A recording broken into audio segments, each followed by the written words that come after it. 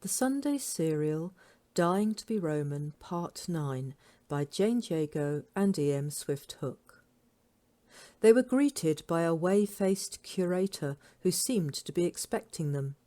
"That was fast, but I'm glad you got it so quickly. I've tried to stop anyone going near the area, of course, but I didn't want to start a panic by letting people know what had happened." Di opened his mouth, but Julia beat him to it. "Of course, I understand. Perhaps you could take us to see. No need to cause any alarm." The curator led the way, and Di shot Julia a puzzled look. She shook her head and winked, then took a few quick paces, so she was walking beside the curator.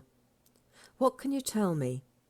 "Well, the underkeeper found him, said the lions had been very unsettled recently, and he'd been trying to see what the problem was." The underkeeper was trying to see what the problem was. "No, the head keeper, Drust, Ninian Drust. He was a marvel with the lions. He knew them all from cubs. It's terrible, terrible." "Terrible," Julia agreed. "So what happened?"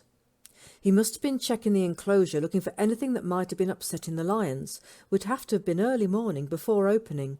The underkeeper found him when he came on duty just after lunch.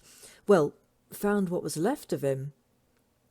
They had reached the lions' enclosure, and the curator was wringing his hands over and over.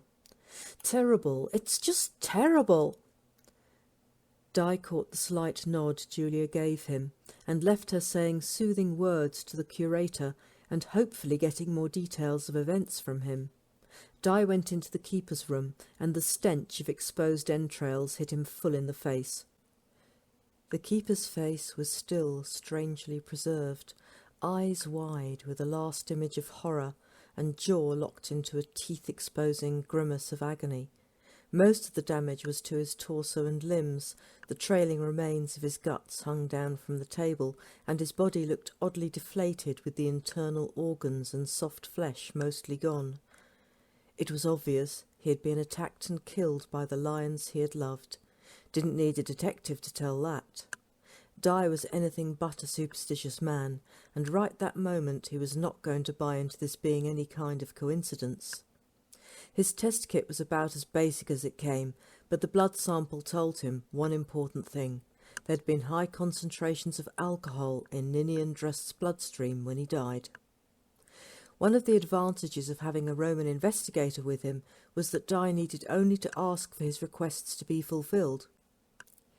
Instead of being told nothing was going to happen unless and until he provided officially confirmed documentation, a single glimpse of Julia's ID, and the curator was almost offering to shoot the lions himself.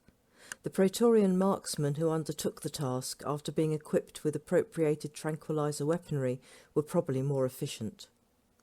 The subsequent search of the large enclosure seemed fruitless at first, and Di was on the point of admitting his idea might have been wrong, and that Drust had in fact just been drinking and wandered into the lion's enclosure after all, when he saw it.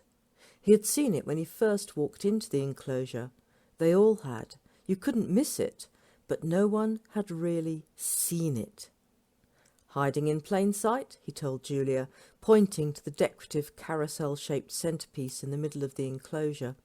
Its top, a strange confection of oriental shapes, would just be visible to visitors to the menagerie from the edge of the enclosure. The only people who would ever know it was there would be the lion keepers themselves, and someone who had access to the complete plans for the entire Augusta Arena complex, of course. It looked for all the world, close to, like some intricate cage-effect sculpture set around a rough-hewn rock. The bars were not even locked, and lifted easily when Di applied his strength to do so.